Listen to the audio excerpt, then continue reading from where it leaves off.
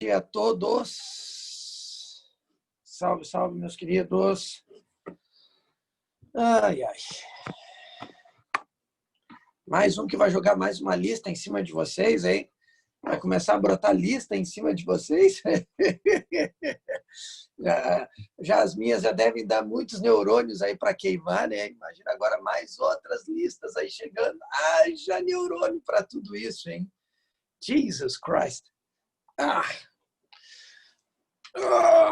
Bom, vamos começar então nossa aula. Como prometido, né? Então eu vou seguir o meu cronograma aqui para vocês. Eu vou pegar aqui as listas de questões aqui que me mandaram, tá? E vou resolver depois. Terminou, eu sigo a matéria. Então, deixa eu pegar aqui a listinha. Deixa eu achar ela. Ui.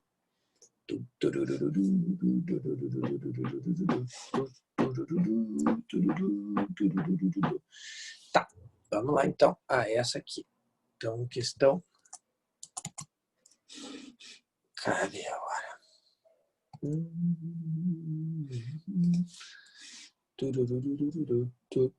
Aqui tá. Deixa eu compartilhar com vocês aqui a questão, tá? Para vocês verem qual é a questão que foi solicitada para resolução. Depois eu passo para o meu iPad aqui para resolver ela, tá? Então, primeiro, para todos acompanharem aqui a questão, é a questão de número 27, aí que está na tela de vocês. Vocês estão enxergando direitinho a questão aí, meus queridos?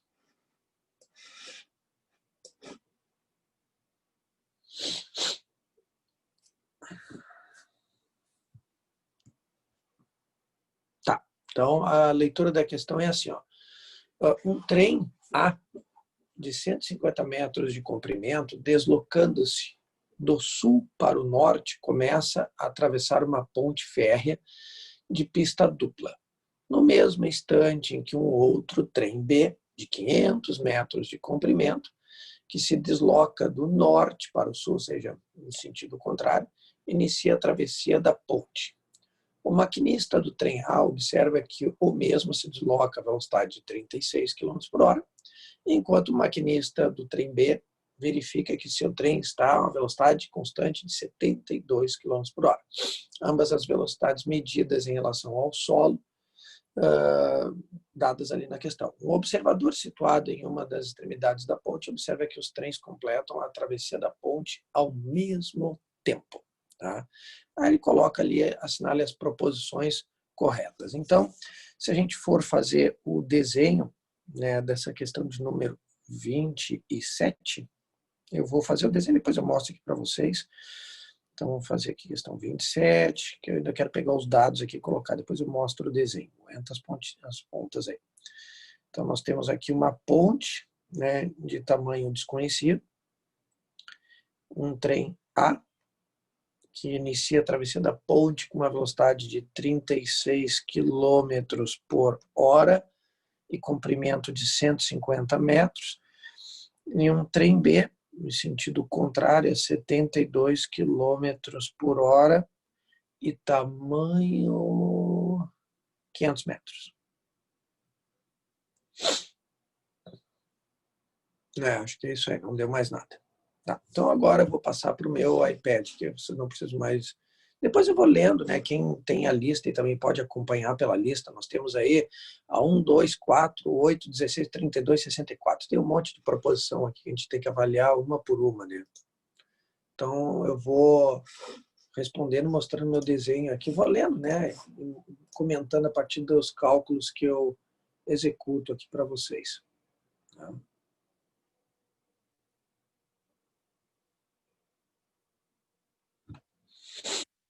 Tá. Então, basicamente, o desenho, né, do problema é esse. Né? Então, você tem os dois trens entrando na ponte, né, ao mesmo tempo.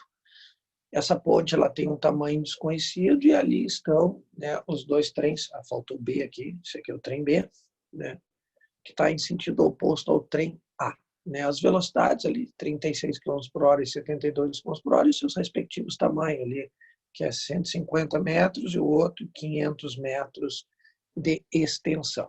Tá? Bom, aí, analisando aqui as proposições, deixa eu botar de novo o chatzinho, tem som, tá? Esse cara muda, isso o chat não fica na tela, que saco isso. Então, ele começa aqui as proposições, por exemplo, na 1. Como o trem B tem o dobro da velocidade do trem A, ele leva metade do tempo para atravessar a ponte, independente do comprimento dela.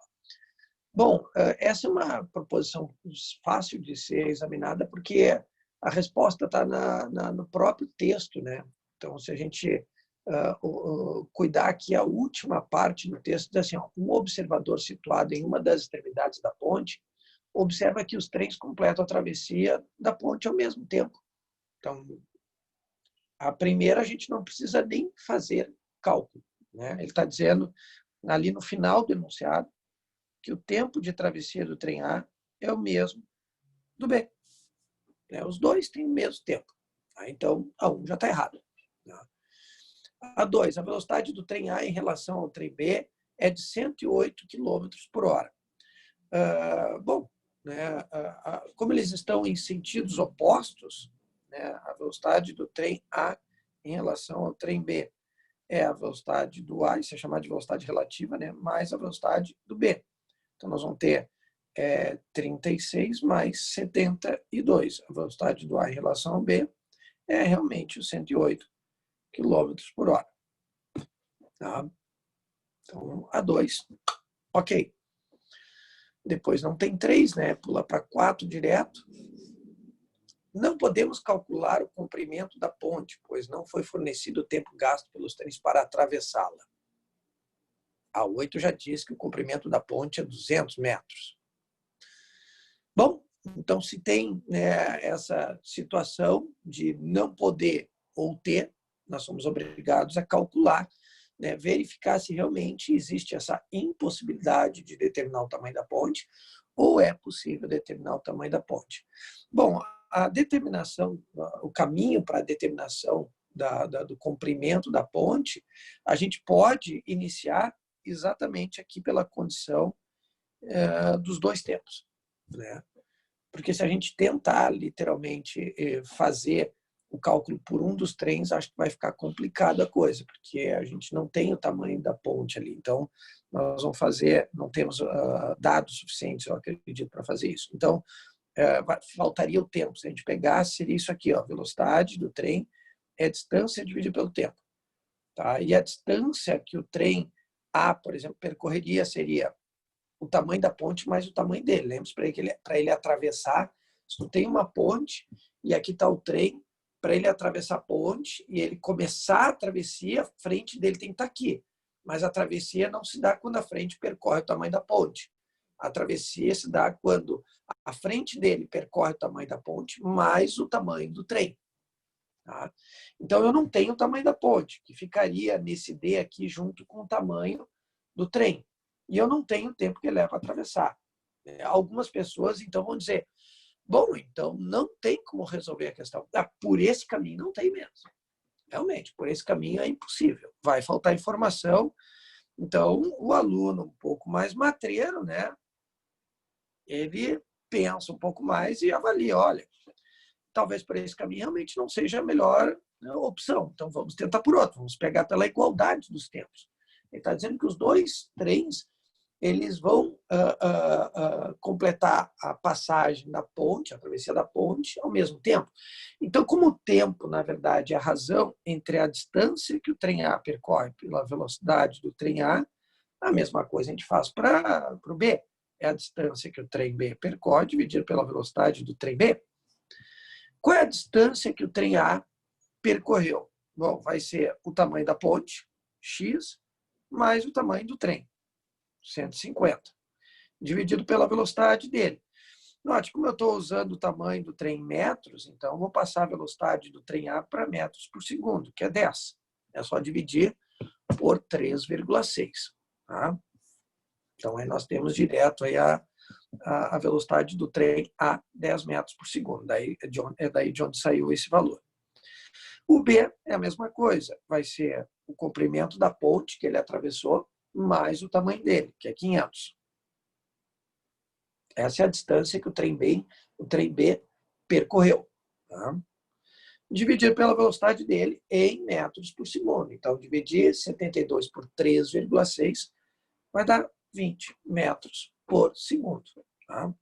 Bom, eu acho que aqui não é nada complicado. Acho que para quem aqui já conhece a história da brincadeira, agora a gente só corta um zero daqui com um zero daqui, corta um zero de cada lado e passa aquele 2 que está dividindo ali, multiplicando para o outro lado.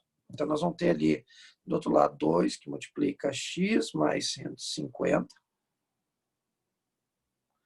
igual a x mais 500. Então, nós vamos ter 2x mais 300, igual a x mais 500. Tá? Bom, e aí nós vamos ter aqui, então, aquele x ali passa para o outro lado, então vai ficar 2 menos x, né, do outro lado. Então vai ficar 2 menos x, vamos passar para cá. 2 menos x, e aí tu vai ter aquele 300 para o outro lado, que vai ficar 500 menos 300. Portanto, tu vai ter x igual a 200 metros. Ou seja, determinamos o tamanho da ponte. Tá aí, né, a ponte determinada. Essas questões, né, gente, quando tem objetos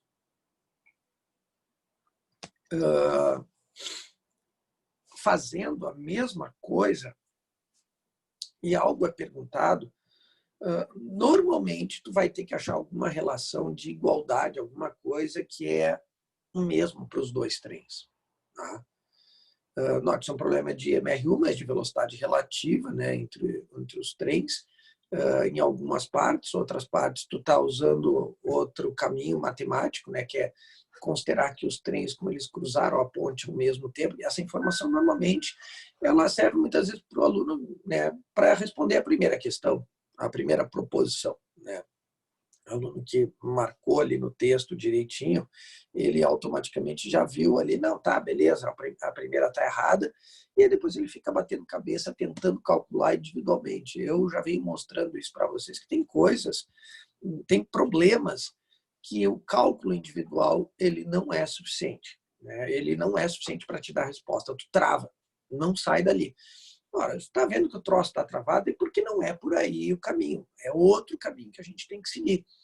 Tá? Então, a gente tem que, às vezes, encontrar alguma relação entre os objetos, já que o cara vai tentar fazer o cálculo individual. Bom, se eu precisar calcular o tamanho da ponte, eu preciso do tempo, mas eu não tenho tempo. Bom, mas eu sei que o tempo dos dois é o mesmo. Então, de repente, pega essa igualdade e abre as equações. Então, aí o cara consegue ver, não é um cálculo complicado, né? Através da igualdade, aí a única coisa que o cara tem que cuidar é a distância, né? Que para cada trem ali, como eles têm comprimentos diferentes, então dá uma distância diferente a ser percorrida, então tem que tomar cuidado com isso, tá? Então, essa questão do x mais 150, o x mais 500, logicamente, eu acho que o aluno só consegue visualizar isso muitas vezes desenhando. Né? Vocês devem tomar muito cuidado com isso. Procurem fazer o desenho. Tem que lembrar que aquela frente do trem A, quando ela chega lá no final da ponte, o trem não atravessou a ponte. O cara tem que tomar muito cuidado com isso. Essa é a interpretação, porque nós estamos trabalhando aqui com objetos que são macroscópicos, que o tamanho deles não é desprezível frente à ponte. É isso que a gente tem que tomar cuidado. Olha, a ponte tem 200 metros, o trem A tem 150 metros. Eu não posso considerar o A como um objeto pontual, que a frente dele chegou lá do outro lado da ponte, ele atravessou a ponte. Ele tem dimensões que são muito próximas ao tamanho da ponte. Então, eu não posso considerar ele um objeto pontual, ele é um objeto extenso. A ponte também é um objeto extenso, e, portanto, o tamanho do trem e o tamanho da ponte, né, impede que eu possa desconsiderar que o trem seja um objeto pontual. Tá? Ou seja, o tamanho do trem deve ser levado em conta no problema. Tá? Então, a gente tem que tomar muito cuidado com isso. Professor, mas como é que eu iria saber isso? Né? Eu não ia conseguir, na prova, adivinhar isso. A gente não está numa prova para adivinhar as coisas, também concordo com isso. Né? Fica meio desesperador se o cara parar para analisar isso. Mas, quando ele mostra aquela proposição ali, deixa eu olhar aqui de novo. Deixa eu procurar aqui a proposição.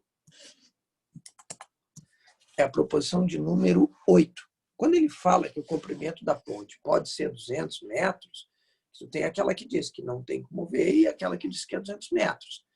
Então, se ele está citando que ela tem aí uma possibilidade de 200 metros, então aqui a gente já pode ver, olha, a ponte não é pequena. E normalmente uma ponte não é pequena. Então, a gente parar para pensar frente ao trem, não é um tamanho desprezível o trem frente à ponte.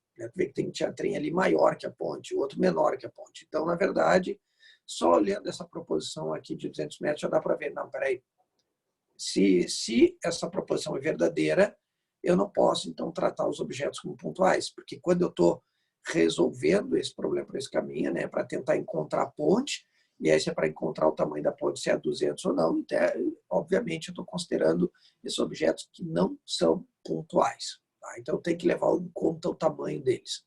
Claro que tem problemas que a gente já fez aí, nas listas, aí, onde a gente não leva o tamanho em conta dos carros.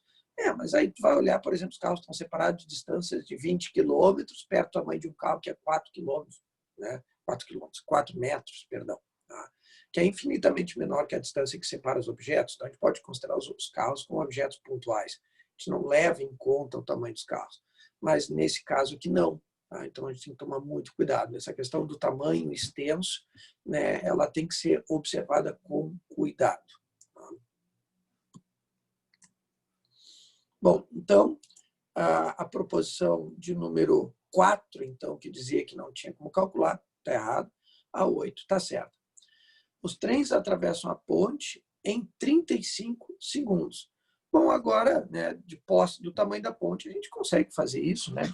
Se a gente pegar, por exemplo, o trem A, qual é o tempo de travessia do trem A? O tempo de travessia dele vai ser x mais 150. Bom, vamos botar o x, que é o tamanho da ponte, nós já sabemos, é 200. Mais o tamanho do trem é 150, dividido pela velocidade dele, que é 10. Então, tu vai ter 350 por 10, 35 segundos. Então, realmente, a 16 está correta. Tanto o trem A quanto o trem B vão levar 35 segundos. Poder ter escolhido outro trem, não há problema nenhuma resposta, já que eles vão fazer a travessia no mesmo tempo, então não posso achar um tempo diferente para o trem B, tem que dar o mesmo. Tá? Na 32, então a velocidade do trem B em relação ao trem A é de 108 km por hora. Ok, não há problema. Isso nós já respondemos na outra. O comprimento da ponte, 125 metros. Tá? Eu tinha outra aí falando, e os trens atravessam a ponte em 15 segundos. Está errado, a gente já determinou aquela ali, já matou essa. Então, a gente percebe que nas questões da Federal de Santa Catarina, muitas vezes, o que a gente fez aqui? A gente resolveu uma proposição, e essa proposição já matou várias. A primeira a gente já matou com a informação do texto. A segunda era só somar as duas velocidades, também já matamos. A 4 e a 8 e a 64 era só calcular o tamanho da ponte, tu já matava as três. Já eliminava ali as três. Tinha 4, 8 e 16. Tá? A ponte é 200. Tira 4 fora, tira 64 fora, fica com a 8. E a 16 também era bem simples de responder, e a 32 também. Então, tu vê, o cuidado mesmo é muito mais, às vezes, na interpretação da questão, na montagem da questão, fazer desenho. Isso auxilia bastante mesmo. Então, está aí a questão solicitada de número 27 dessa primeira lista. Vamos passar para a próxima agora.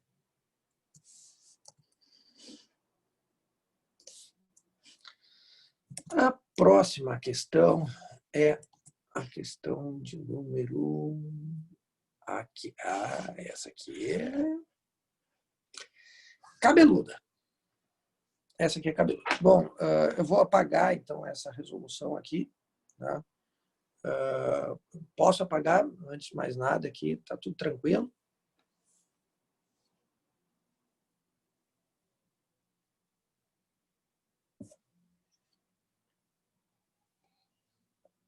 Ok, então vamos apagar.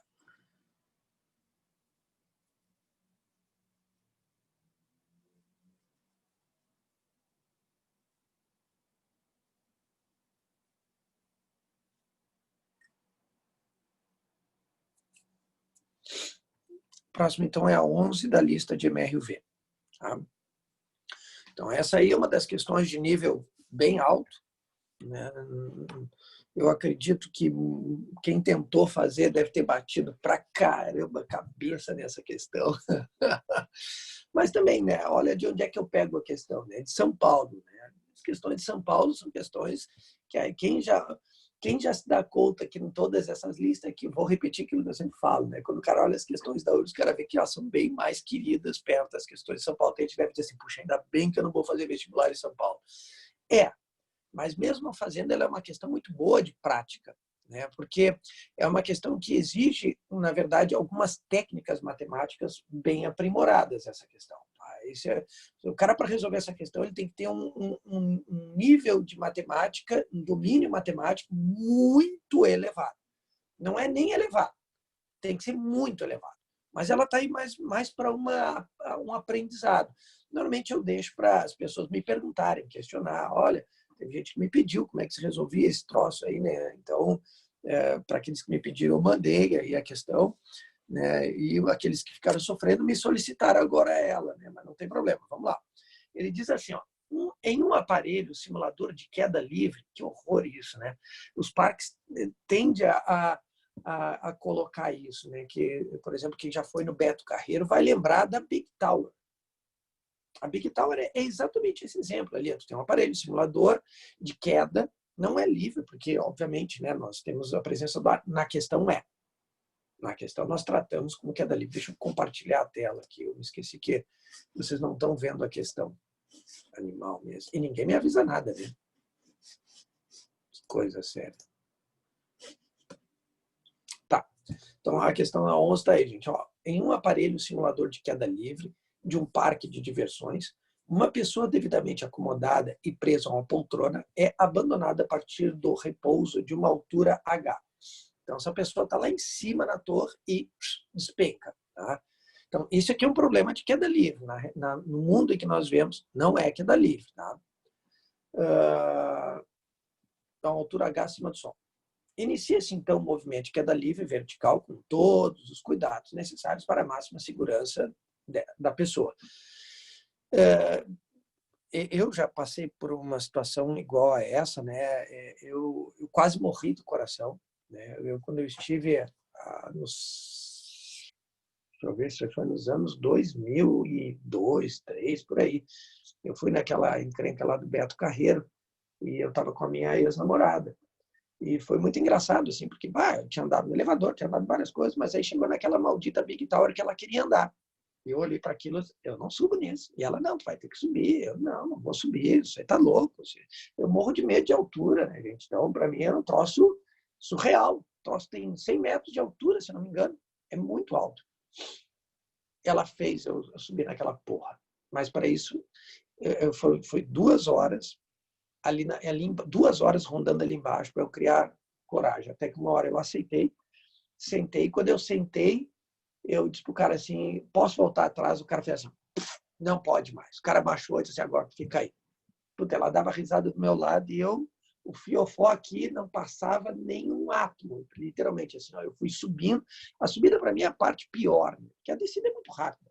Né? Quem já despencou naquilo sabe que aquilo ali é muito depressa. Né? São poucos segundos que já está lá embaixo. E aí o problema é que tu vai subindo, teus pés não têm apoio nenhum, tu está sentadinho numa poltrona. Tem o lado cruel, quem já conhece a realidade e sabe que em São Paulo teve o caso de um desses brinquedos aí que aquele negócio que vem por cima abriu. E a criança que estava ali, lembre-se, no nosso mundo, como não há a possibilidade de ser queda livre, o mais pesado chega primeiro. Então, quando abriu o negócio, logicamente a criança, né, continuava caindo, só que a poltrona passou a cair mais rápido que a criança. Claro que a criança, quando chegou lá embaixo, morreu. Né? Então, foi uma fatalidade, né? Mas é um risco num brinquedo desse tipo. Por mais seguro que possa se dizer, pode haver falhas. E foi o que aconteceu em São Paulo. Então, até uma certa altura então, de queda, tu tem literalmente um movimento de queda livre. Aí, obviamente, né, a pessoa não pode continuar acelerando, né, uma aceleração gravitacional, de 36 quilômetros por hora a cada 1 segundo, né? Ou seja, aumentando a velocidade de 36 e 36 a cada 1 segundo, que são os 10 metros por segundo a cada segundo. Ou seja, em algum momento o sistema tem que acionar freios, tá? Que vão desacelerar essa poltrona. Então, dá a sequência ali no texto. Ali, ó. Se G é a aceleração da gravidade, a altura mínima a partir do qual deve-se iniciar o processo de frenagem da pessoa com a aceleração constante de 3 vezes o valor do G até o repouso no solo. Tá? Então, essa queda não é uma queda de 100 metros. A gente tem que tomar cuidado. A queda mesmo com aceleração é apenas até o momento que os freios, com aceleração que faz crescer a velocidade, tá? Que eu quero dizer. É até o momento em que os freios são acionados. Quando eles são acionados, aí tu tem uma redução na velocidade, que é outra sensação horrível, né? Porque tu gruda na cadeira, assim, a fuzel. Imagina, é 3 vezes o valor da aceleração gravitacional, a aceleração que o teu corpo vai estar submetido. Tá? Então, se tivesse uma poltrona com uma balança, ele acusaria, né, uma massa, né, errada, né? Aquilo que eu digo, a balança, elas não medem, essas balanças de banheiro, elas não medem massa, elas medem peso. Então, na verdade, quando tu iniciasse o processo de frenagem, se ele tivesse que marcar um valor da tua massa, seria 3 vezes o valor que registraria com relação a tu lá no solo, para você ter uma ideia. Então, a poltrona, ela tem que suportar um esforço bem grande. Mas, enfim, né? Então ele quer saber qual deve ser essa altura de acionamento, a altura mínima para acionamento dos freios para a pessoa chegar no solo com a velocidade nula. Então, vamos começar o desenho da questão. Vamos de novo aqui botar o iPad na jogada. Cadê o chat aqui para ver se vocês comentam alguma coisa? Tá ok.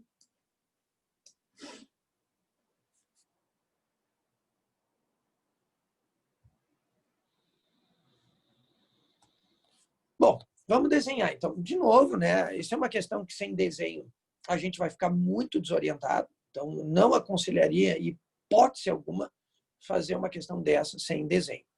O aluno que não fizer o desenho vai ter muito mais problema. Então, basicamente, o que nós temos é isso aqui, uma torre. Tá? Aqui em cima está a poltrona. Tá? Então, ela está descendo a poltrona. Ali está a pessoa na poltrona. Tá? Então, o que nós sabemos é que essa poltrona ela despenca, né, com uma velocidade inicial igual a 0, tá? Até uma certa altura. Então, ela vai despencar. Né? Essa torre tem uma altura H, vamos considerar assim. Essa é a altura da torre. Tá? E esse objeto ele despenca em queda livre, né, percorrendo uma altura X.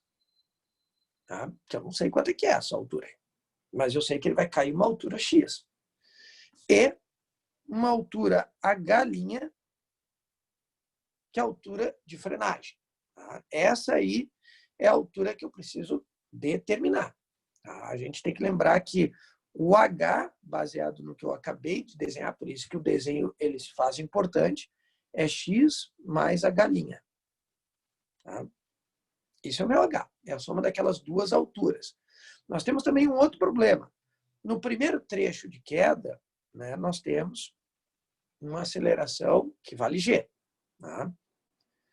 Na situação seguinte, na situação de frenagem, nós temos uma aceleração que é menos 3G.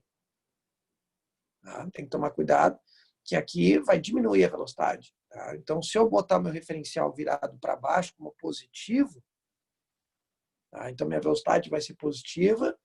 Tá? Então, na primeira etapa, a minha aceleração é positiva, mas na segunda etapa, olha quanta informação eu tenho que organizar no problema usando o desenho. O cara que não faz o desenho nunca vai organizar isso direito. Vai acabar se perdendo. Alguma coisa ele vai acabar às vezes esquecendo. Isso é um risco muito grande. Tá? Então, eu não recomendaria fazer isso. A melhor coisa a fazer é fazer o desenho, porque na segunda etapa tu tem o vetor velocidade virado para baixo, né? Ele é positivo. E para diminuir a velocidade, então, a aceleração tem que estar em sentido contrário. Então, ela tem que ter um sinal negativo. Tá? E ainda tem mais um outro problema, que é a velocidade final no primeiro trecho de queda livre. Então tem que tomar cuidado, nós temos o trecho de queda livre. Então no trecho de queda livre, minha velocidade final vai ser a velocidade inicial no segundo trecho. Então essa velocidade final aí é a velocidade final no trecho X. Aquela velocidade inicial ali é no trecho do H'. Tá? Então a gente tem que tomar muito cuidado. Tá? Que a velocidade final de uma é a velocidade inicial da outra. E a velocidade final no segundo trecho é zero. Então, na verdade, isso é um problema extremamente complexo, porque tu tem dois movimentos trabalhando. Né? Tem dois, só não ao mesmo tempo. Né? Primeiro um, depois o outro. Tá? Mas tu tem que entender que, no primeiro, a poltrona começa com uma velocidade zero, aquela parte do repouso, chega lá em cima e despenca. Ela aumenta a velocidade, ela é acelerada até uma certa distância que ela percorreu vertical X. Quando ela percorre essa distância, ela atinge uma velocidade máxima, que eu chamo de VF ali de X, daquele trecho X, e essa velocidade, a partir desse instante, que é iniciada a frenagem, essa velocidade vai ser a velocidade inicial para a segunda etapa, que é a etapa de frenagem. E que essa velocidade vai decaindo com uma outra aceleração, né, o triplo da anterior, e negativa até chegar a zero, que é quando ele chega no solo. Tá? Então, só aqui já dá para ver que um problema é um problema de nível bem elevado. E note, basicamente, muita letra que a gente vai trabalhar aqui. A gente não tem quase nada de número. O que nós temos de número? A velocidade inicial lá em cima e a velocidade final lá embaixo. Né? O aluno que tenta resolver isso aqui como se fosse um movimento inteiro, ele vai tentar pegar a velocidade inicial e final aqui, já nem sai do chão, as duas são zero, né? Não tem como. Ou seja, tu já tem que verificar que, na verdade, eu tenho dois movimentos no problema. E eu não posso tratar isso como se fosse um único movimento. Tá?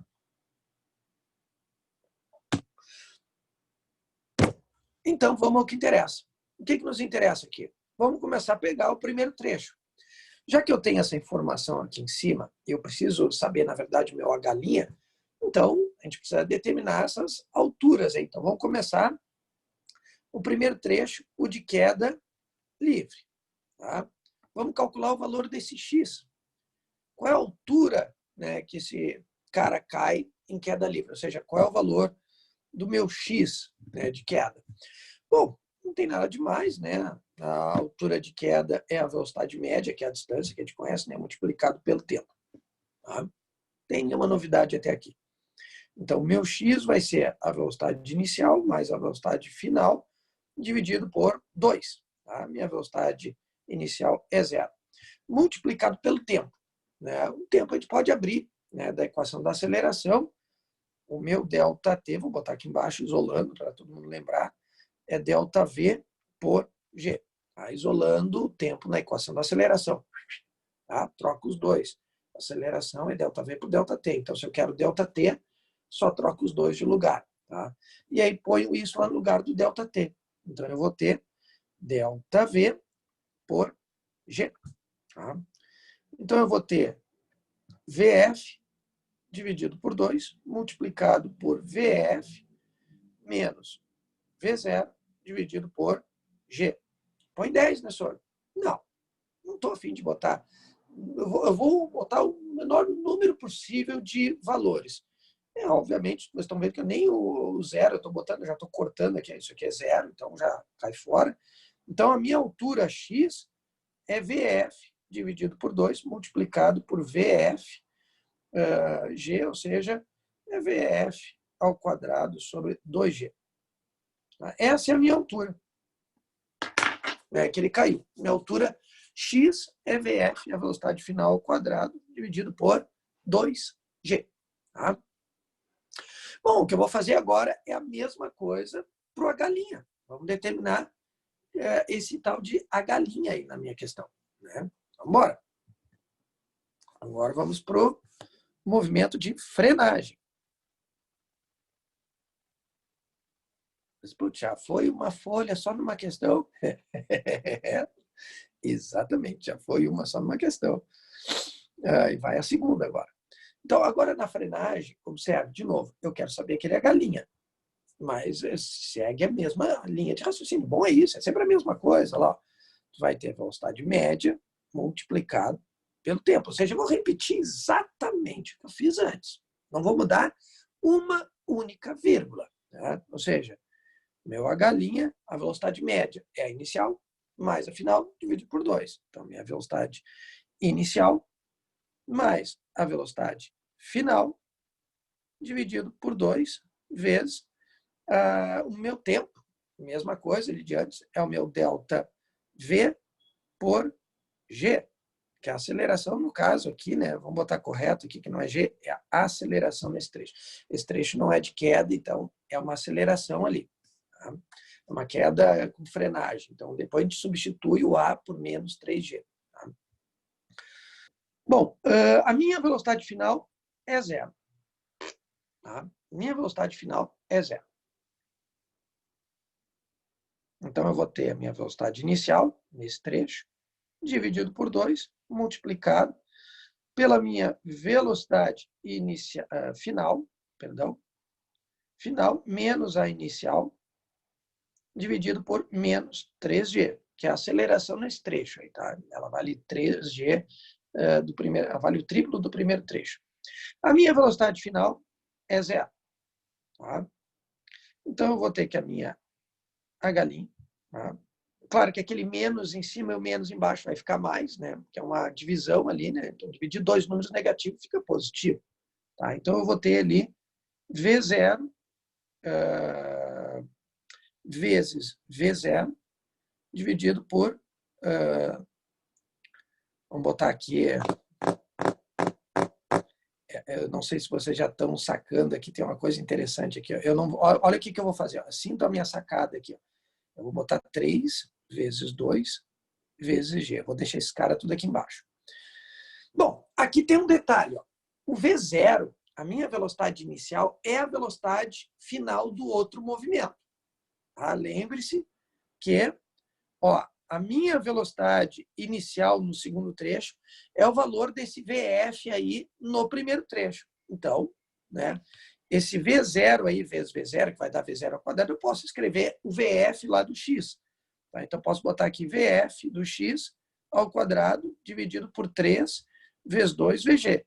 E isso aqui é o X. É o X aqui, ó. VF ao quadrado sobre 2G é o meu X. Aí, ó, é o meu Xzinho. Então, eu posso voltar lá e dizer que o meu H' é X sobre 3.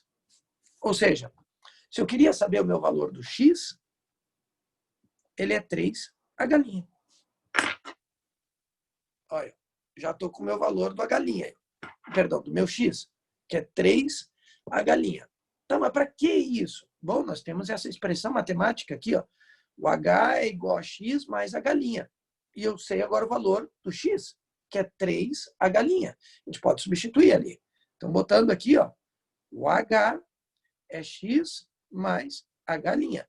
Então, meu H vai ser 3H' mais H'. Olha aí.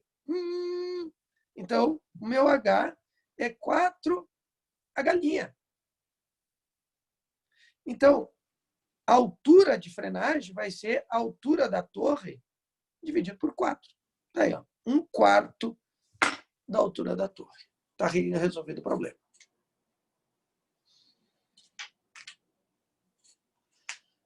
Querem que eu volte a alguma das telas aí para vocês?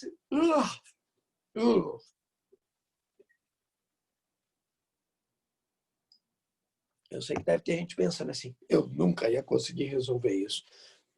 Mas isso aí faz parte. Bom é aprender, é entender.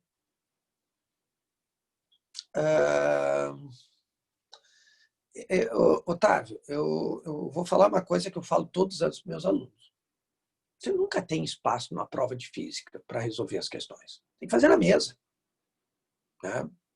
Tem que fazer na mesa. Já te respondo, Otávio, essa outra pergunta.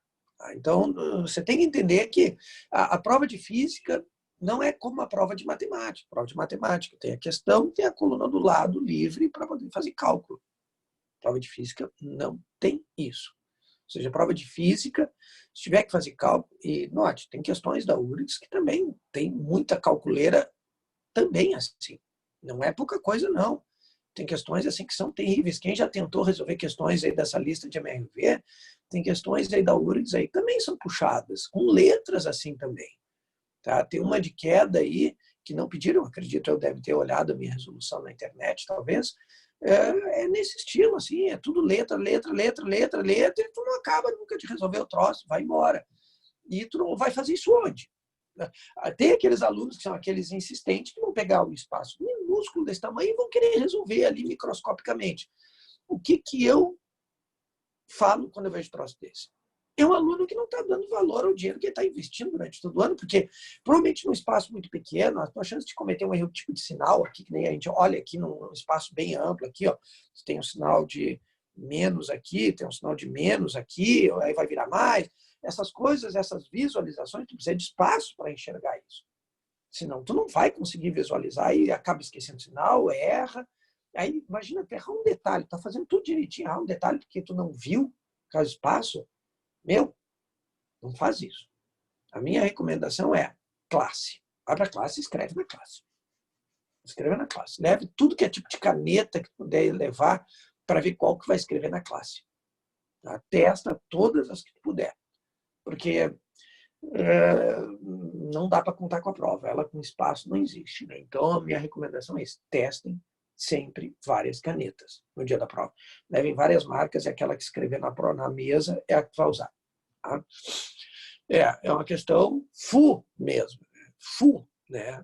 Então, não posso dizer que é uma questão simples, não. Como eu falei para vocês, é uma questão muito mais para vocês aprenderem uma técnica. Essa é a real. Eu quero que vocês entendam como é que a questão foi resolvida. O propósito não é teve alguém que resolveu, nossa, tá de super parabéns. Não é nem de parabéns, é super parabéns. Porque isso é uma questão de nível altíssimo, cara. O cara, para conseguir, imagina, ó, a tendência do aluno é fazer ali 3 vezes 2, aqui embaixo, ó, 6G. E aí ele não consegue mais sair daí. Ele não vai conseguir atinar que isso aqui, ó, que eu marquei, era o X. Não é uma coisa trivial. Esse é um tipo de substituição de variável. A gente aprende isso na matemática. Na matemática, senão a gente não aprende em física. Em física, a gente utiliza o que a gente aprende em matemática. Isso é uma ferramenta valiosíssima que a gente usa muito nas provas de física. Tu vai pegar provas da USP, tu vai encontrar questões que tu faz esse tipo de coisa. Que determinada coisa tu chamou tal, depois tu usa aquilo lá no problema para fazer a substituição. É punk, mas é para aprender, né? Não é para chorar, entrar em pânico, desespero. Me perdi. De onde saiu aquele x dividido por menos 3? Mas não tem x dividido por menos 3, Otávio. Tem x dividido por 3. Menos 3, não. Qual o cálculo?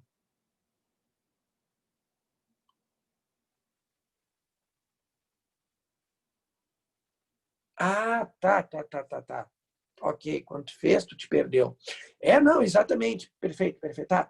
Não, eu não entendi, desculpa. Tá? Não, é que realmente, como eu disse, isso aí, o cara se perder nisso aí, percebeu o alto nível de organização que eu tenho na resolução da questão? Isso é uma das coisas que eu tento mostrar para o meu aluno. Que não é para ele olhar isso, é para ele aprender como é que se faz isso. Porque o cara que é desorganizado, ele não resolve isso nunca. Ele vai patinar muitos anos, ainda 2, 3, 4, 5 anos, para poder ter condições de resolver questões assim. Porque ele tem que primeiro aprender a ser organizado. Essa é a regra.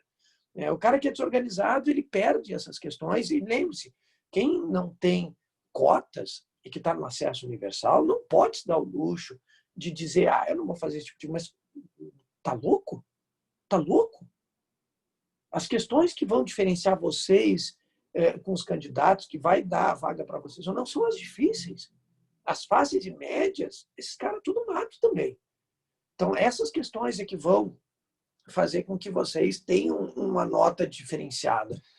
Então, é importante vocês entenderem, é importante vocês entenderem como é que é a dinâmica, a montagem do problema, ver como é importante o desenho do problema. O desenho ele é fundamental porque é ele que nos organiza as informações que a gente vai usar no problema. Tá? Entendem o quão isso é relevante. Que tem gente que acha que não precisa fazer desenho. Eu sempre insisto para os meus alunos assim, gente, façam os desenhos. Sempre que possível, façam os desenhos. A cinemática é uma matéria que pede muito por isso. Sabe? É muita informação que tem, às vezes, para cara, tem questões que são babacas. Eu entendo que tu vai olhar e vai dizer assim, não, isso aqui não precisa, né? Claro, com certeza. Te dou bom apoio, segue direto. Mas tu vê que não tem como tu pegar um texto e imaginar tudo isso na tua cabeça sem fazer um único desenho. Tu vai esquecer alguma coisa. E essa coisa que tu vai esquecer vai fazer tu te perder no problema. Então, façam sempre assim as coisas bem grandes, bem amplas, tá? Para que vocês visualizem bem. Que a própria visualização permite já tu enxergar algumas coisinhas. Mas, como eu disse, só resolvendo bastante questões. Por isso que as minhas listas, gente, quem fez as listas, viu, tem questões que são babacas. Tem questões que tu tem que pensar. E tem questões que tu tem vontade de chorar. Mas é que é assim, sabe? Eu não posso dar questões fáceis iludindo vocês. Né? Isso não tem cabimento. Né? Eu estou preparando um aluno para uma concorrência medonha. Né? Então, eu não posso enganar, fazer vocês acreditarem que vocês estão bem preparados, quando, na verdade, o cara não vai estar bem preparado. Então, é importante que tu... Por isso que uma das coisas que eu gosto muito nas minhas listas é o fato de tu olhar a questão, o ano dela e a fonte dela. É tu saber assim, cara, olha, eu fiz uma questão da URGS que eu achava que eu nunca ia fazer. Tá, isso aqui é São Paulo, é um troço mais fodido, professor. Eu já sei que isso aqui é desafio. Só que o professor está me desafiando. Então, se eu vou fazer isso aqui, eu já tenho que estar preparado psicologicamente, porque provavelmente isso aqui vai ser um tapa na cara. Exatamente. Por isso que eu gosto que vocês conheçam as fontes das questões. Os livros, normalmente, eles não trazem, eles mascaram, tu não sabe se está fazendo questão da URGS, se está fazendo a questão da PUC, se é uma questão de uma particular ou de uma federal. E é legal vocês terem essa percepção, sabe? Ó, cara, eu não acredito que eu fiz uma questão da URGS e acertei. É uma sensação muito boa, sabe? Em contrapartida, quando tu vê que está errando, não, eu tenho que melhorar. E isso te provoca a pensar mais, ó, eu tenho que aumentar meu tempo mais de estudo, porque ainda não está bom, eu estou apanhando mais. Não adianta tu continuar apanhando em física e manter o mesmo tempo de física que tu vem mantendo desde o início do ano. Isso não faz o menor sentido. Então, vocês hoje já estão numa condição em que tu está vendo onde as matérias estão complicando para ti. Então, se tu sabe que tem uma matéria que está mais pancada, tu tem que aumentar o tempo de estudo dela e diminuir daquelas que estão melhor. É uma época que tu tem que sempre lembrar disso. O teu horário de estudo, ele é mutante. Ele tem que estar sofrendo mutação toda hora. Então, tem que estar mudando ele a todo momento. Vai adequando ele de acordo com a tua realidade atual. Eu consegui melhorar em determinada disciplina, então já posso dar a ela o mesmo status que eu tenho para as outras. Então, posso dar um tempo mais equânime. Mas quando tem uma que está destoando muito das outras, então essa tu tem que dedicar mais tempo. Façam isso que vocês vão ver que os resultados melhoram. Claro, não é do dia para a noite, né? Porque a cabeça da gente, infelizmente, não funciona assim, mas ela vai dando resultado, lentamente, mas vai dando. Eu espero que vocês tenham entendido, que nem o Otávio aí falou, né, a questão. Né? Espero que esteja tudo ok. Querem que eu espere um pouquinho mais aqui nessa tela antes de passar para a próxima? Eu espero que eu dou mais um tempinho aqui para vocês copiarem.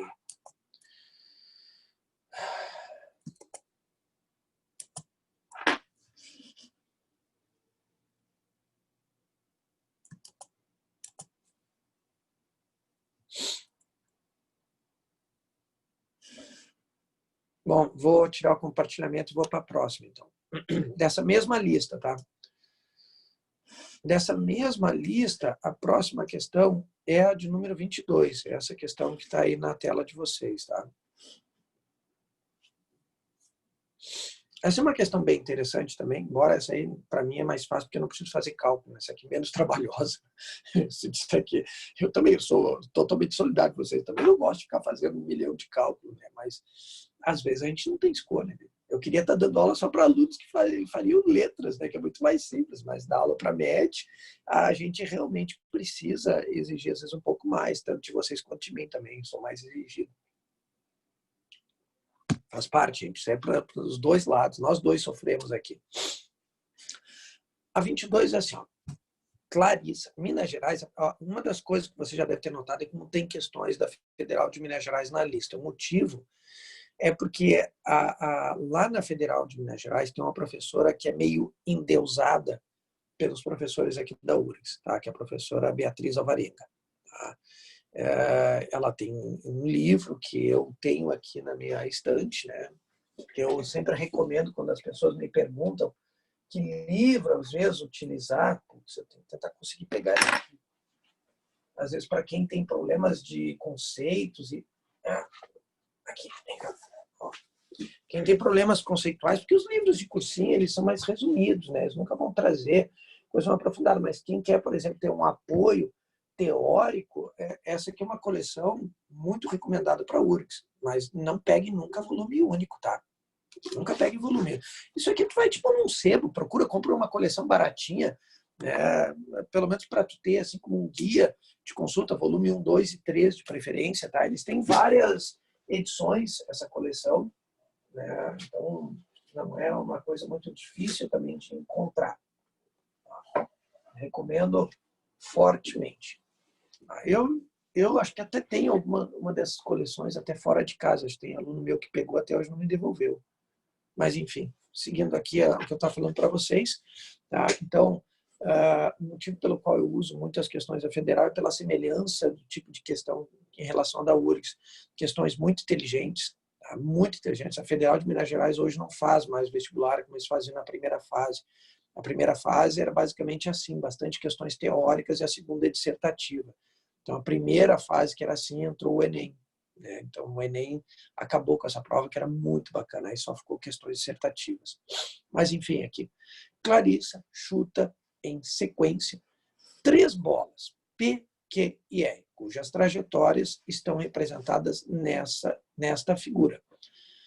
Sejam TP, TQ e TR os tempos gastos, respectivamente, pelas bolas P, Q e R, desde o momento do chute até o instante que atingem o solo.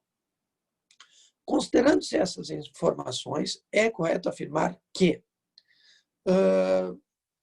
observe que o grande detalhe aqui dos movimentos das bolas elas fazem movimentos oblíquos. Tá? E muita gente acaba se perdendo na hora de organizar os tempos, né? Principalmente entre 2 bolas. Aqui eu acho mais tranquilo, mas a P e a R o pessoal se perde. Tá? Qual é a sacada aqui? Os movimentos verticais é que determinam os seus tempos de queda e de subida. Tá? Isso que você tem que ter bem claro. O fato da R ter um alcance maior não interessa para o tempo. Tá? Você deve lembrar que P e R atingem a mesma altura. Portanto, o tempo que as duas levam para subir e o tempo que as duas levam para descer é o mesmo. Tá? Então, a lei diz lá de trás, lá, dos corpos em queda e subida e lançamento, lá, né? Os corpos que caem da mesma altura, eles têm que chegar ao mesmo tempo. Tá? Então, a P e R, elas sobem, atingem a mesma altura e, obviamente, vão gastar o mesmo tempo para subir e vão gastar o mesmo tempo para descer. Tá? Já R tem uma altura maior. O que quer dizer isso? Ela leva mais tempo para subir e mais tempo para descer. Então, o tempo da bola Q é o maior de todos. E o da P e da R é igual. Tá? Então, não é necessário fazer nenhum cálculo, não. É uma questão extremamente analítica, uma questão muito inteligente, é uma questão muito bacana, que daqui a pouco, quem sabe, aparece na URGS uma questão dessas aí, né? Por isso que ela está aí. Eu gosto de colocar essas questões muito bacanas, justamente porque elas vão aguçar o conhecimento do movimento. Ou seja, o aluno que está acostumado à semática, só pegar questões de fórmula, e essa é uma lista realmente muito pesada, com muita conta.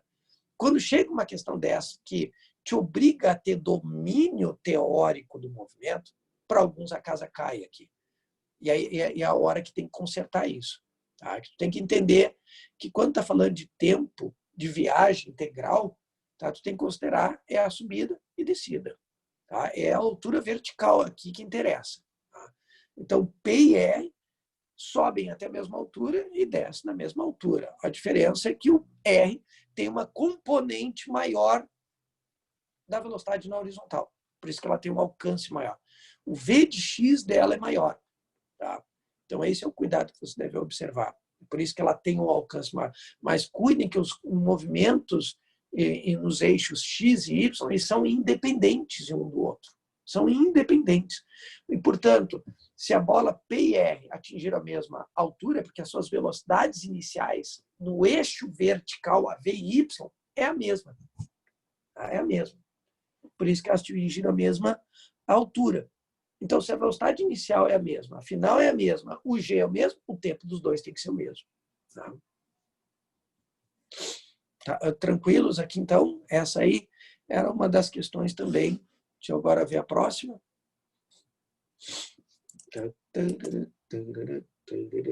Tá, na MRV era isso. Essa aí já era.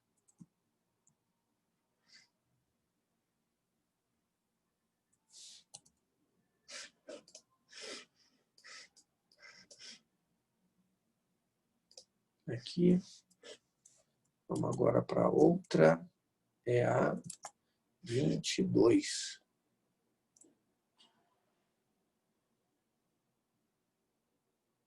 Ah, essa questão aqui é muito tri, meu. Essa questão aqui é muito bala. Deixa eu mostrar para você essa questão. Essa aqui é da lista de dinâmica, tá?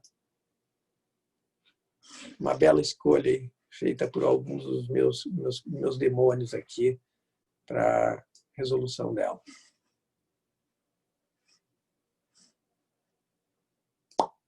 Aqui. Bom, a questão 22, tá? A FURG antigamente fazia vestibular, né, até entrar o Enem. E eles, obviamente, usarem a nota do Enem para entrar na Universidade Federal, lá de Rio Grande. A prova deles, gente, é uma prova de nível bem alto. Né? Tanto é que quem já está acostumado aí já deve ter visto. As questões da FURG são bem puxadas que tem na lista. Eu considerava até que a vestibular da FURG até com nível, se não igual, até maior que o da URGS. É uma prova, eles cobravam até capacitores, coisa que a URGS não cobra, eles cobravam lá. Tá? Eles tinham até mais conteúdo exigido do que a federal aqui do Rio Grande do Sul, nossa.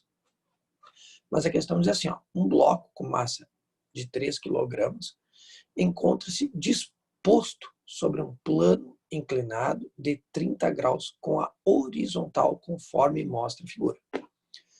Considere, né, que o nosso G, né, é 10 metros por segundo a cada segundo e que o coeficiente de atrito estático entre o bloco e o piso é igual a 0,75. Esse tipo de questão aqui é muito tri. Eu praticamente gosto muito dessas questões dinâmicas. Aí vem a sacanagem aqui. Em vez de eles pedirem para o cara fazer conta, eles põem isso aqui. Podemos dizer que o bloco fica parado e a força de atrito é maior que a componente da força peso ao longo do plano. O bloco fica parado e a força de atrito é igual ao componente da força peso paralelo ao plano. C. O bloco fica parado e a força de atrito é menor do que a componente da força peso ao longo do plano. D. O bloco desce o plano inclinado e a força de atrito é menor do que a componente da força paralela ao plano. E. O bloco desce o plano inclinado e a força de atrito é maior do que a componente da força peso paralela ao plano. Tá? Bom, é um risco alto responder assim de sopetão. Né? Ainda mais com Aristóteles sempre rondando a nossa vida. Né?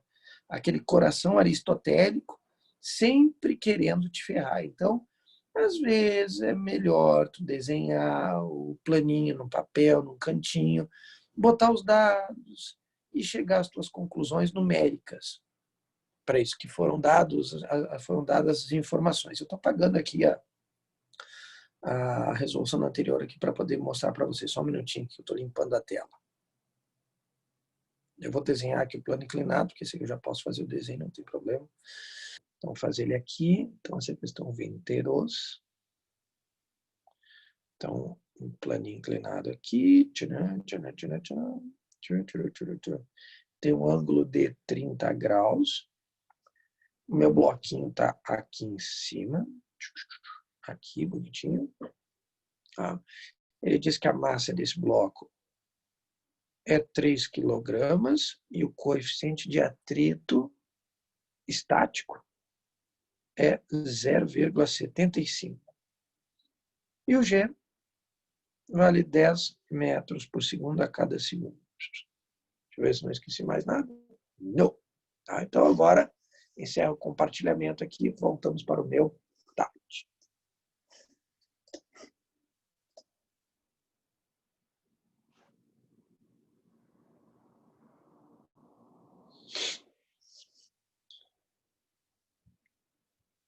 Tá aí. Bueno, tá? Então, o que nós temos que avaliar agora? Né? Ele faz um monte de afirmações ali, que o bloco fica parado, ou o bloco está em movimento, é o que a gente vê ali. Todas elas ali falam assim, ó, pelo menos as 3 primeiras, A, B e C, diz que o bloco está parado.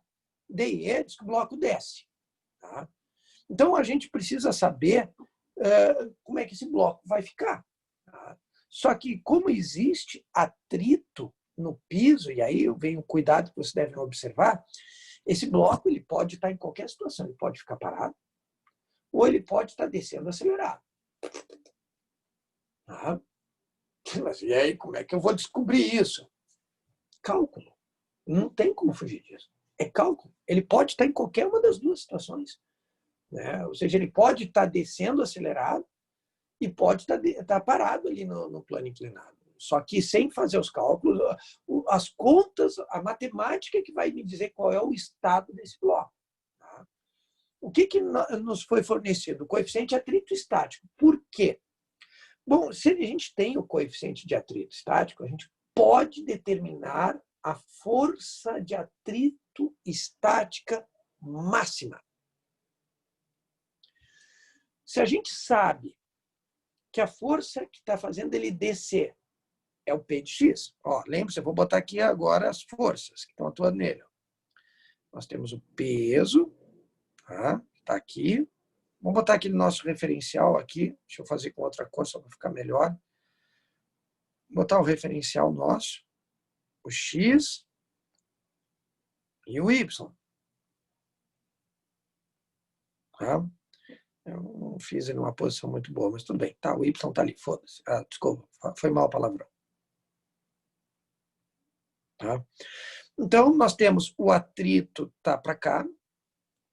Né? O atrito tem que estar virado, né, contra a tendência de deslizamento do bloco, ou seja, o bloco tende a deslizar, né, para baixo. Então, o atrito tem que estar em sentido oposto. Força de atrito. Tá? A normal tem que estar na diagonal, ali sobre o eixo Y. Ali também é normal. Tá? Então, a minha normal tem que estar em cima do eixo Y. Então, as forças que nós temos são essas. Essas são as únicas forças que estão atuando. Mas nós sabemos que o peso, porque está fora dos eixos, pode sofrer a decomposição. Cadê o chat? Desgraça. Aqui. Então, se a gente decompõe o peso na componente X e Y, tá, iPad, eu sei que a bateria está fraca, aguenta até o final. Então, a gente pode desenhar essas componentes. Por exemplo, aqui está a tua P de Y. A P de Y vai ter o mesmo valor da normal, porque não há movimento no eixo vertical, não tem movimento no eixo vertical. Tá? Então, a P de Y tem o mesmo valor da normal. E aqui está a minha P de X. E a minha P de X é que é o segredo. Se essa P de X ela for maior que a força de atrito, então a minha força resultante é diferente de zero e o bloco está descendo. Tá? Esse é o cuidado que tem que ter. Agora vem o domínio da teoria. Agora a gente separa o jogo do trigo, acho que é assim que eles falam, né? As crianças que ainda não estudaram, não entenderam ainda direito físico, daqueles alunos de medicina que estão estudando a Fuselra Medicina. E esses aí têm um domínio que vocês também têm que ter. Porque aí agora é que se separa aqueles que morrem e os que vão. Tem que tomar muito cuidado com isso. Essa parte tem que dominar. Porque essa parte discute um monte. Se a tua componente do P de X é maior que a força de atrito, então, e a força de atrito ali que a gente está falando, lembre-se, é a força de atrito estático máxima. Tá? Estática máxima. Então, esse bloco tem que estar deslizando acelerado para baixo. Então, a força resultante é maior que zero. Se a tua P de X for menor ou igual à força de atrito estático máxima, então a força resultante sobre esse bloco é zero e ele está parado. Então, essa análise que a gente faz aqui, preliminar, é que nos vai permitir marcar a alternativa correta. Tá? Essa análise aqui, ela é extremamente importante, porque eu preciso fazer essa comparação. Para isso, eu vou ter que fazer os cálculos. Mas eu já posso, de antemão, adiantar os possíveis resultados que eu vou encontrar nessa questão. A minha P de X deu maior que a força de atrito? A, B e C está errado. Está errado. Tá? Fica D aí. É só analisar ali. Se a minha força de atrito e a peso derem diferentes e a peso for menor ou for igual à força de atrito estático máximo, esse objeto ele está em repouso, não está deslizando. Aí sobra A, B e C para avaliar o resto. Tá? Então, o cuidado que a gente deve observar é exatamente isso. Agora, fazendo o cálculo. Tá? Bom, calcular a força de atrito estático máximo não tem nada muito especial. A gente parava para pensar, é o coeficiente de atrito estático vezes a normal. Então, o coeficiente de atrito estático ali dado é 0,75. Está dado na questão. Então, não há problema nenhum. O problema é que tu vai dizer assim, não, mas eu não tenho a normal.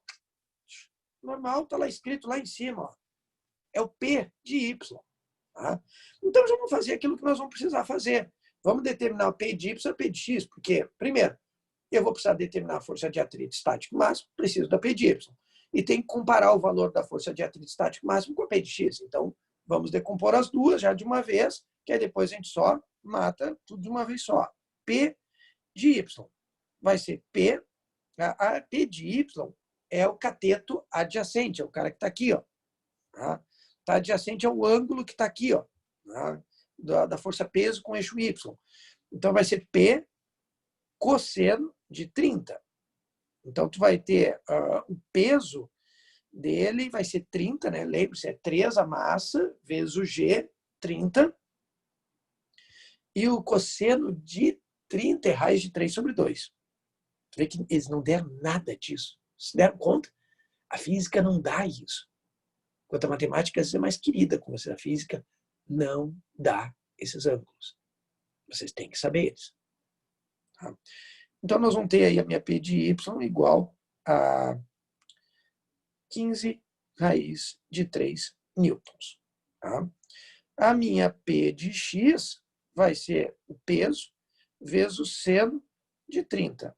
O peso é 30 e o seno de 30 é o meio. Portanto, 15 newtons.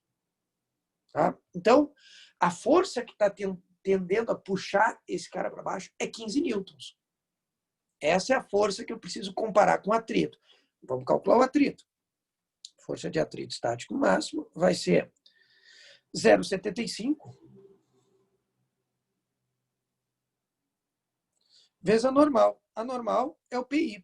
Então, vai ser 30. Eu não vou botar 0,75. Eu não sei fazer a conta com 0,75. Senão vou botar 3/4, que é a mesma coisa. 3/4 é 0,75, se a minha memória não falha. Então, nós vamos ter aqui 15 raiz de 3. Então, tu vai ter... Também não vai ajudar muito essa bosta aqui. Mas vai dar um número quebrado, vai ser 3 vezes 15, 45 dividido por 4. Sei lá quanto é que vai dar isso. Vamos fazer aqui 45 dividido por 4.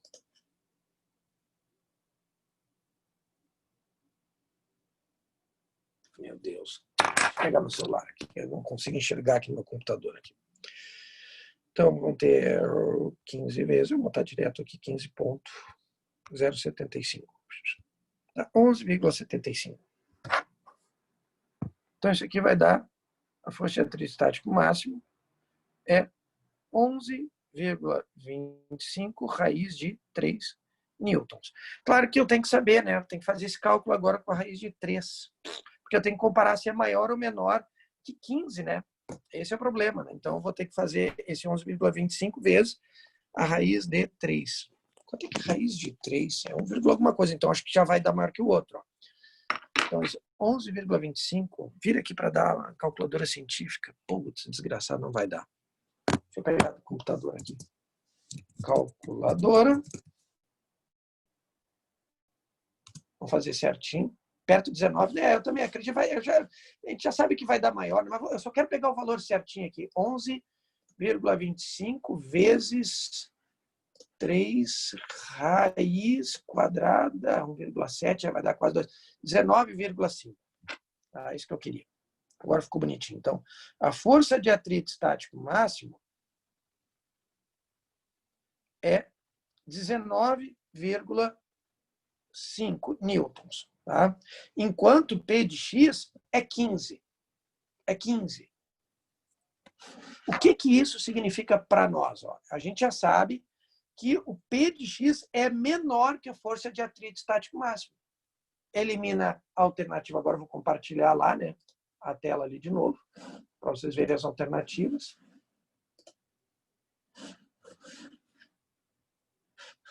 Aqui. Tá? Então, a minha P de X é menor que a força de atrito. Então, a letra D está fora e a letra E está fora. Elas já estão fora, essas duas. Tá? Porque ele sendo menor que a força de atrito, esse bloco não se move.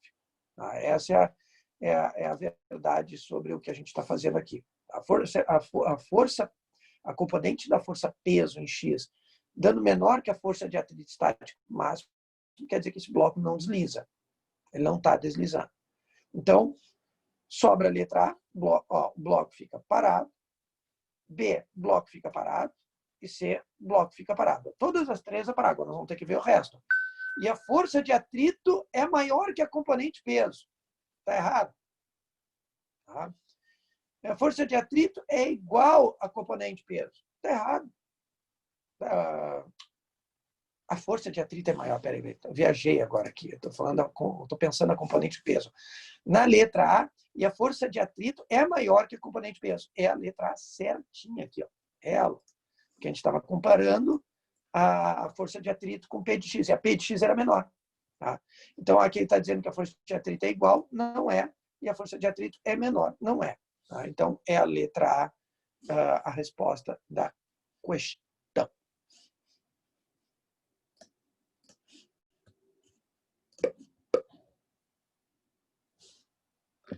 Eu pergunto, tranquilo aqui para todos? Mas, Giovanni, fala, Caxambu.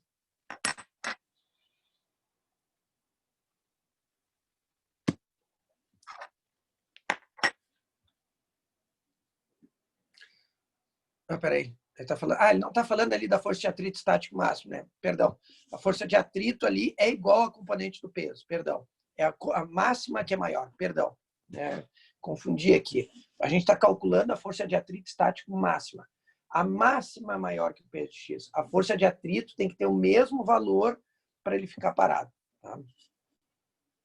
Exatamente. É isso que eu vi agora. Eu vi. Demorei um pouquinho, mas eu vi. A força de atrito estático não serve somente para eu ver até que força preciso aplicar para entrar em atrito cinético, né? Para ele começar a deslizar. Então, na verdade, eu sei que ele está parado e a força de atrito tem o mesmo valor da P de X, porque a resultante é zero, né? Se ele está parado, eu não posso botar elas diferentes, né? Exatamente, senão ele ia subir.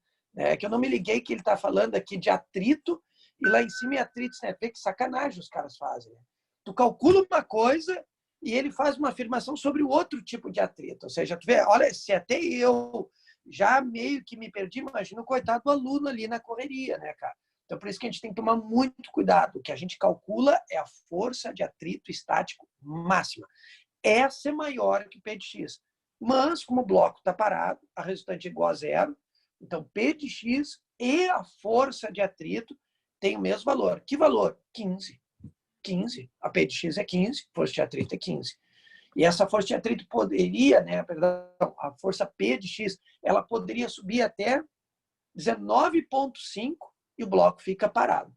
Só depois de 19,5 é que ele vai começar a deslizar.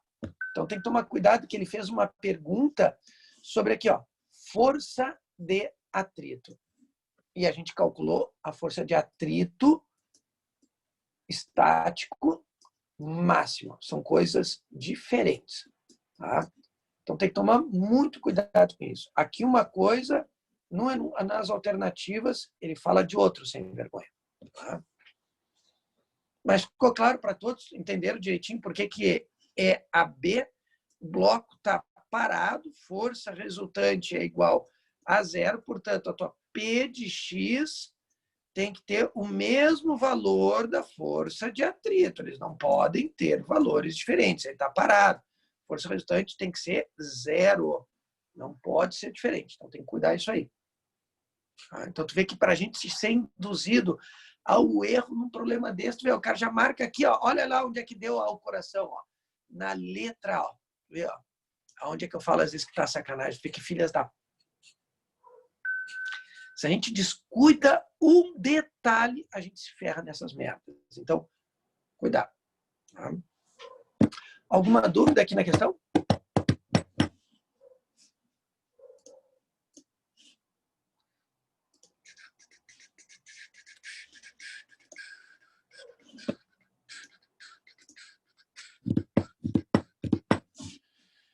Ai, ai.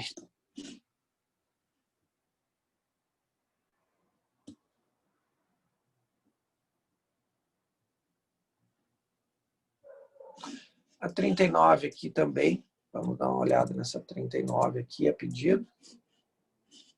Essa aqui também é mais rapidinha. Da PUC, bem ligeirinha, bem fácil aqui de resolver ela. Aqui. Essa questão aqui da PUC, gente, a questão 39, ela fala assim, ó, a gente tem um bloco A de massa MA que está apoiado sobre o carrinho B de massa MB, que se move com aceleração constante de 2 metros por segundo a cada segundo, em relação a um observador em repouso no solo, como mostra a figura abaixo. Despesa-se a resistência do ar. Admitindo-se todas as unidades de medida do sistema internacional para que o bloco A não se movimente em relação ao bloco B, não pode deslizar em relação ao bloco B. O valor da força de atrito entre a superfície A e a B deve ser numericamente igual a... Bom, essa aqui é uma questão também muito inteligente, mas muito bacana da PUC. A gente sabe aqui que o bloco A, tá, ele está sob a ação de que forças? Nós temos a força peso dele, está aqui, peso do A, e temos a normal. Tá? Eu pergunto para vocês que estão me assistindo aí, é só essas duas forças que atuam no A? Sim para S, N para não.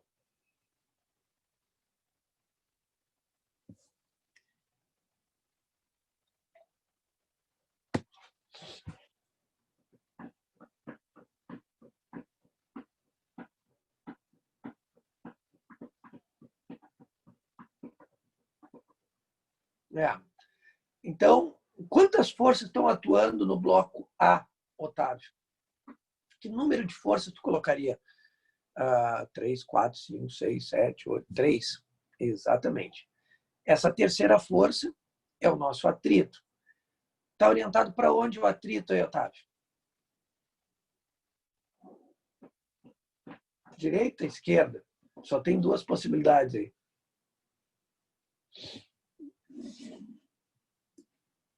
Direita. Não tem como ser para a esquerda. É impossível. Tá? Porque a tendência de deslizamento é ele ficar para trás. Né? Então, é ele fazer isso aqui, ó, ir para trás. Então, para não deixar ele ir para trás, o atrito tem que estar virado para a direita. Então, esse é aquele problema que a gente tem que cuidar aqui. Quem faz o bloco A se mover, porque senão pense assim, ó, sobre o bloco 4 tem uma resultante diferente de zero. E está apontada para onde? Para a direita, porque é para onde aponta a aceleração.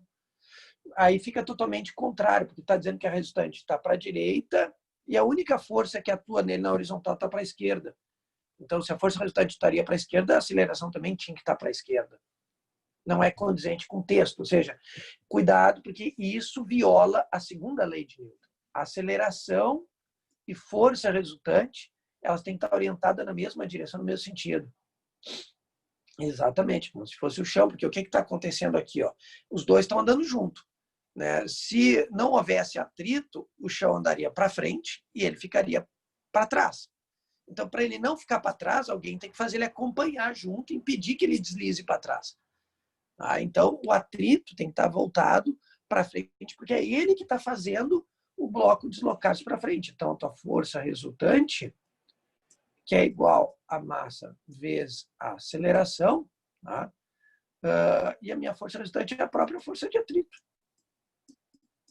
E a massa do bloco A qual é? MA. E a aceleração é 2. Está a resposta. 2 MA. Terminou o problema. Só isso. É um problema mais de interpretação, né? Se você parar para pensar, o que mata nessa questão é que o aluno, ele tem sempre ainda, é aquele aluno ainda que está com a ideia de que a atrito aponta para trás. A atrito aponta para trás. Ele está tudo indo para lá, a atrito para trás. Gente, se vocês tiverem essa ideia na cabeça, vocês vão cair em armadilhas que nem essa. É uma questão da PUC. Né? E na PUC tu tem poucas questões, ou seja, são 10. Se tu perder 2, 3, acabou já. Na PUC já não passa em medicina mais.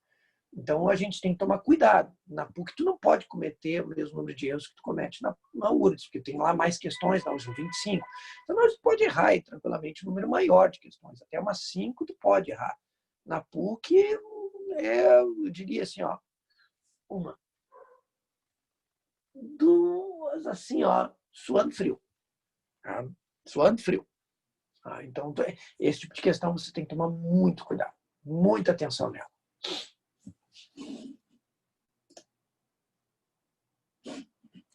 Qual é a próxima agora aqui?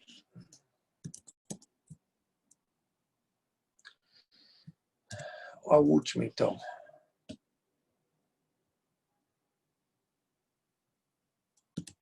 A última da URGS poderia ter... A pessoa podia ter olhado também na minha resolução, lá da minha página. Estão resolvidas lá. Mas igual resolvo aqui sem problemas. Essa da URGS aqui, gente, é uma questão que ela funciona assim. Ó, a figura abaixo representa 2 objetos P e Q, cujos pesos medidos com dinamômetro por um observador inicial são 6 newtons e 10 newtons, os seus respectivos pesos. Já está dado direto aqui. Ó, tá? Então, 6 e 10. 10 newtons aqui de peso. Por meio de 2 fios de massa desprezíveis, objetos P e Q acham-se suspensos em repouso ao teto de um elevador que, para o referido observador, se encontra parado. Tá? Para o mesmo observador, quando o elevador acelera verticalmente para cima à razão de 1 metro por segundo ao quadrado, qual será o módulo da tensão no fio 2? Ou seja, aqueles problemas de peso aparente. Isso aqui é o problema do peso aparente. O peso aparente, tinha até dado a forma para vocês, é a massa do corpo vezes... Oh, que horror, meu Deus do céu! Cruzes! Me perdoe, mas ficou muito horroroso aquilo ali. Então, a massa da Q, que aquele fio 2 ali puxa o Q, né, o corpo Q, vezes o G mais ou menos a aceleração do elevador. Aqui os problemas de elevador que eu expliquei para vocês no passado, né? É basicamente isso aí que a gente precisa fazer nessas questões aí, tá? Então, aqui para resolver o problema, tem que lembrar alguns detalhes. Primeiro, Se o elevador sobe, aquela corda vai sofrer um tensionamento maior. Então, ela vai fazer um esforço maior que o peso do objeto, né? Então, a tensão tem que ser maior do que quando aquele corpo está parado. Quando ele está parado, tem 10 newtons de peso, 10 newtons na tensão. Mas não é isso que vai acontecer. Ela subindo com metro por segundo ao quadrado, essa tensão na corda é maior. Então, não é 10 e nem 9. Tá? Ou seja, só sobram essas três possibilidades aqui, ó, A, B e C. De novo, não dá para a gente chutar. Aqui tem que calcular. Tá? Só que aqui tem um detalhe. Qual é a massa do quê? A massa do quê? Ó, se o peso dele é 10 newtons, então tu vai ter 10 no peso, a massa dele, e 10 no G. P igual a mg. Portanto, a massa dele, 1 quilograma. Então, o peso aparente, que é a tensão da corda, é isso que a gente está calculando, né? Vai ser 1 quilograma igual a 10 do G. Agora tem que lembrar, é mais ou menos. Bom, se ele está subindo e o tensionamento da corda vai ser maior, então é lógico que essa força que a corda vai fazer tem que ser maior. Então tem que ser mais 1 da aceleração. Portanto, nós vamos ter aqui um peso aparente de 11 newtons. Está aí a resolução da questão. Tá? Olha aí, 12h35. Putz, caramba! Olha, feito então. Hoje cumpri o meu dever. Né? As questões aí que foram me passadas são essas.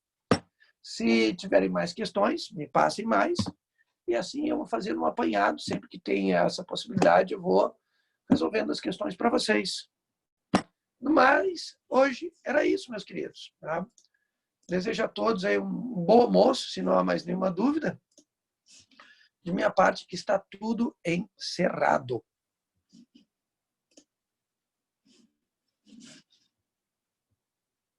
De nada. Até a nossa próxima aula aí, até amanhã. Né? Amanhã, se não, pelo que eu vejo, acho que ninguém vai me mandar mais nenhuma dúvida hoje. Então, amanhã a gente termina a parte de quantidade de movimento, tá? Aí nós já encerramos, aí já vou passar uma lista para vocês dessa parte. Tá? Já vamos preparando de novo. É outra lista com muito cálculo, tá? É semelhante à de energia, é cálculo, cálculo, cálculo, cálculo. Essas matérias aí tem bastante parte de cálculo. Tá? Então, dei uma boa tocada aí na de energia, porque é outra que também vai incomodar bastante. Uma boa segunda-feira a todos e até amanhã. Bye, bye.